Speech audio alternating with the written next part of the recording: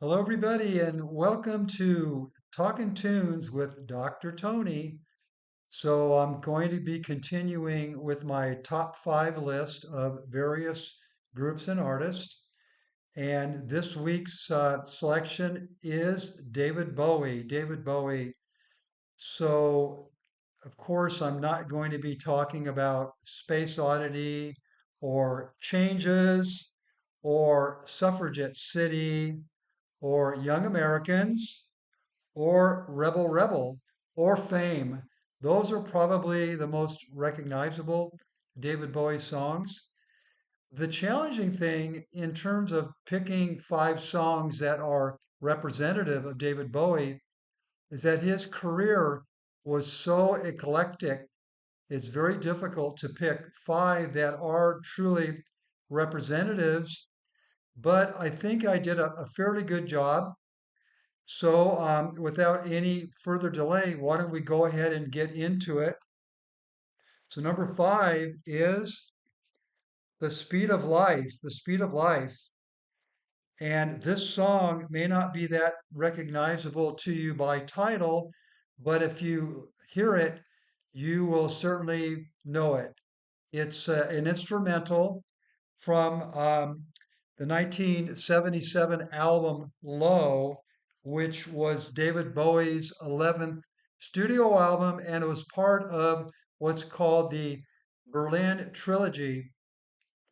So it opens up the album, and David Bowie and Brian Eno play synthesizers, and also David plays an instrument called a Chamberlin, which was actually a precursor to the Mellotron, which I talked about before.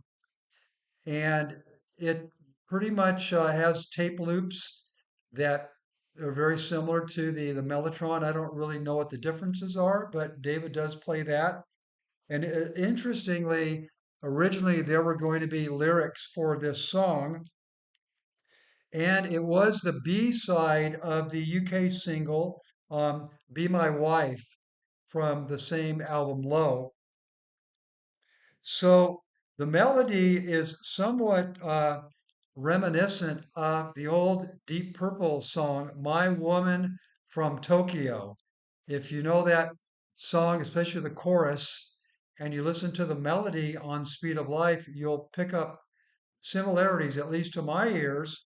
And also near the end, there is a refrain from the song, Here Comes That Rainy, or Here Come That Rainy Day Feeling Again. Um, so this was really quite different than anything that David Bowie ever recorded, and it was influenced by Tangerine Dream and Kraftwerk, two German bands. So that's another connection with the Berlin trilogy. So number four.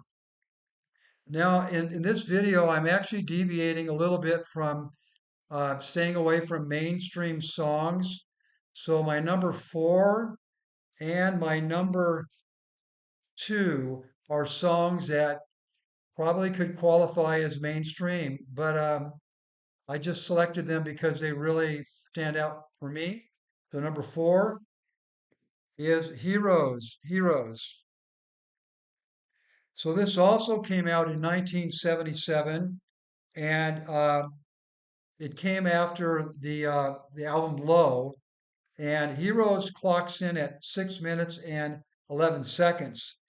And it was co-written by Brian Eno, and it is once again part of the Berlin uh, trilogy. And like the previous song, Speed of Life, David Bowie also plays synthesizer, but it also has Robert Fripp from King Crimson playing guitar. And the recording technique was fairly interesting in the fact that there were three microphones that were placed at different lengths or different distances from David Bowie's voice. So that gave you kind of an interesting vocal rendition. And interesting, there's also a German and a French version of this song. and it failed to chart in the United States during its initial release, but because of its reputation, it has grown in popularity over time. And the lyrics are by David Bowie, and they were added, the vocals were added after the instrumental track was completely recorded. And the other thing, another connection with another song, the rhythm and the chords are similar to the Velvet Underground song "I'm Waiting for My Man," and there's a lot of droning going on in this song, and also a lot of hypnotic, repetitive motifs. So that's my number four, Heroes. Number three, Queen Bitch. So, like Heroes, I'm Waiting for My Man, this song was definitely a homage to the Velvet Underground. And it came off of the album Hunky Dory from 1971, right before the release of Ziggy Stardust and the Spider from Mars. And it was released 3 years later, in 1974, as the B-side of Rebel Rebel in the UK. And it was written by Bowie and performed by three musicians who would later go on to form the Spider from Mars. So Mick Ronson on guitar, Trevor Bolder on bass, and Woody Woodmansey on drums. And it's considered to be a proto-punk glam song.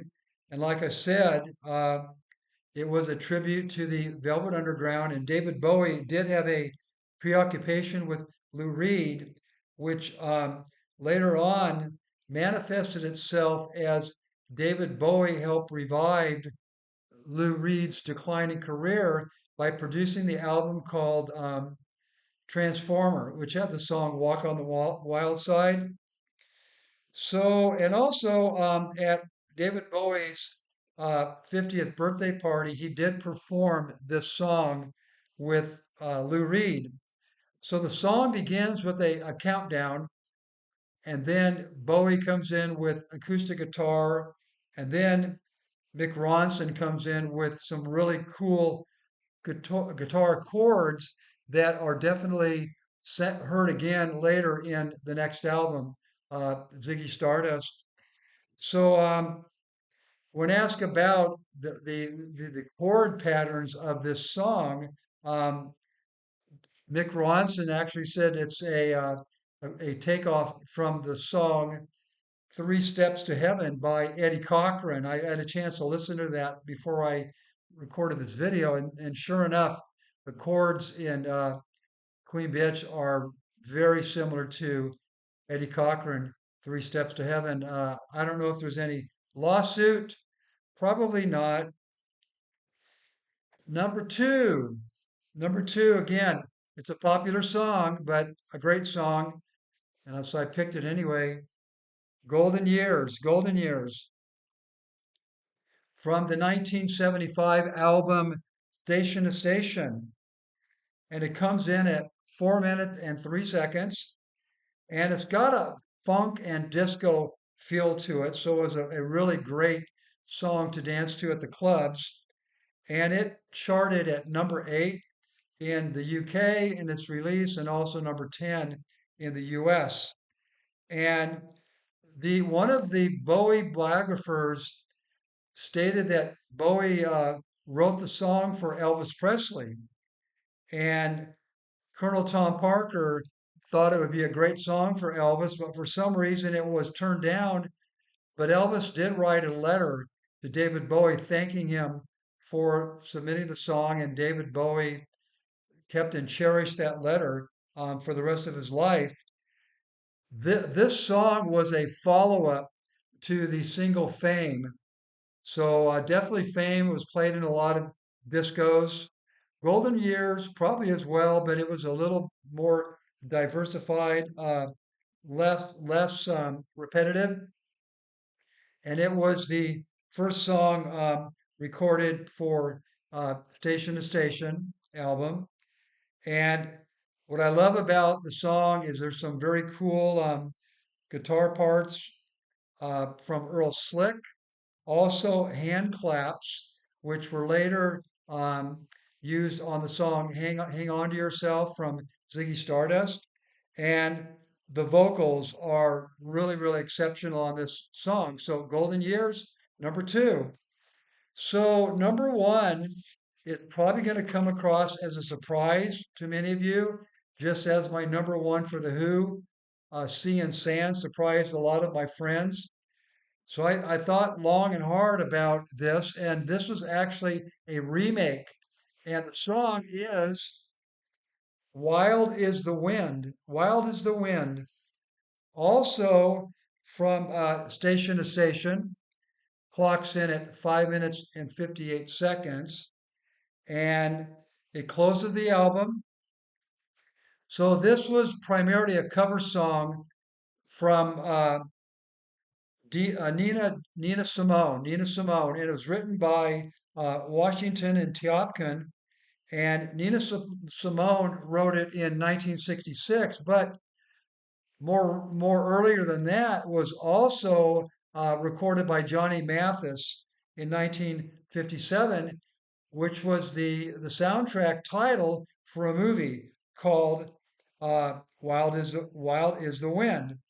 So, and it was nominated as best song for the 30th Academy Awards, but it did not win.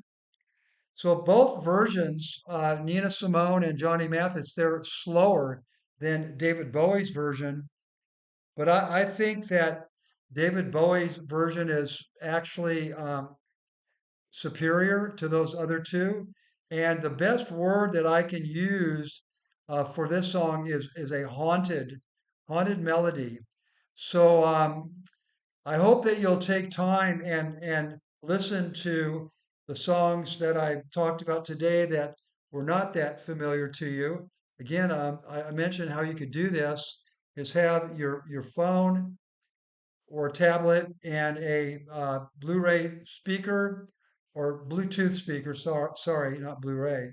And as soon as I announce a song, just put it on, listen to it, then restart my video, and then you can get some information about it. So I hope that you enjoyed today's video. I noticed that I had a fair amount of views for my first two on The Who and Led Zeppelin, but no comments. And I don't know, maybe you don't want to be troubled to post any comments, but I would really um, like them because I enjoy talking about music, and I would like you to comment on my selections and then maybe give me some other songs that you thought were worthy to be in the top five, and I would certainly welcome that.